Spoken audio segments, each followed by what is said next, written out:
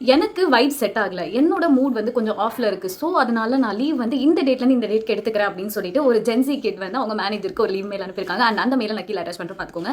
இதுல நம்ம முன்னாடி ஜெனரேஷன்ல யூஸ் பண்ண மாதிரி எந்த ஃபார்மேட்டும் இல்ல. லைக் ஒரு கைண்ட்லி ரெக்வெஸ்ட் எதுவுமே இல்ல. எனக்கு லீவ் வேணும். நான் கிளம்புறேன். எனக்கு மைண்ட் சரியில்ல. எனக்கு வைப் இல்ல. நான் கிளம்புறேன். ஒரு 2 டேஸ் ஆஃப் எடுத்துக்கிறேன். இந்த டேட்லேருந்து இந்த டேட்ல நான் அவைலபிளா இருக்க மாட்டேன்.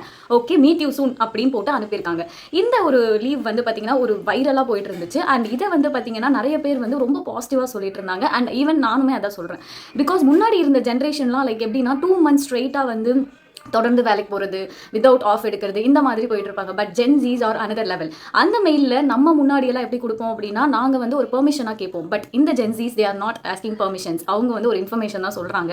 நான் உனக்கு ஒரு தகவல் தான் சொல்கிறேன். நான் வந்து இங்கே உங்ககிட்ட வந்து போகலாமா போகக்கூடாதான்றத விருப்பத்தை கேட்கல அப்படின்றத கிளியராக சொல்லியிருக்காங்க. அண்ட் இது ஆச்சரியமாக இருந்தாலும் இதை நிறைய பேர் வெல்கமும் பண்ணுறாங்க. அதில் ஒருத்தர் கமெண்ட் செக்ஷனில் என்ன போட்டிருக்காங்கன்னா இதை கண்டிப்பாக என் ஹஸ்பண்ட் கிட்ட காட்டணும். அவர் 24 மணி நேரமும் வேலைன்னு போகிறாரு. 2 monthsல லீவ் கூட எடுக்க மாட்டாரு. பட் ஜென்ஸீஸ் ஆர் சீரியஸ்லி இந்த கார்ப்பரேட் மேனேஜர்ஸ்க்கு they are the fit one அப்படின்ற மாதிரி சொல்லியிருக்காங்க.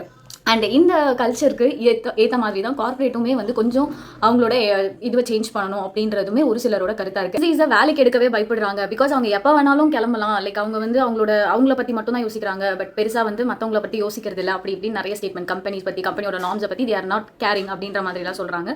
இதெல்லாம் ஒரு பக்கம் இருந்தாலுமே அவங்களோட மென்டல் ஹெல்த்துக்கு அண்ட் அவங்களோட ஃபிசிக்கல் ஹெல்த், அதுக்கப்புறம் அவங்களோட ஃபேமிலி ஃப்ரெண்ட்ஸ், இதுக்கான இம்பார்ட்டன்ஸ் வந்து அவங்க எப்பவுமே அதிகமாக கொடுக்குறாங்க அப்படின்னு ஒரு சைடு சொல்கிறாங்க. அண்ட் இதை வந்து நிறைய மில்லினியல்ஸில் இருக்கவங்க இல்லை அதுக்கு முன்னாடி ஜென்ரேஷனில் இருக்கவங்க எல்லாருமே இதை வெல்கமும் பண்ணுறாங்க. அண்ட் இதை பற்றி நீங்கள் என்ன நினைக்கிறீங்க அப்படின்றத மறக்காம காமெண்ட்ஸில் சொல்லுங்கள். அண்ட் உங்களோட ஃப்ரெண்ட்ஸ் சர்க்கிளில் இருக்க ஜென்ஸி கிட்ஸ்க்கும் இந்த வீடியோவை மறக்காம வினிஸ் வாட்ஸ்அப் ஃபாலோ பண்ணிக்கோங்க. பாய்.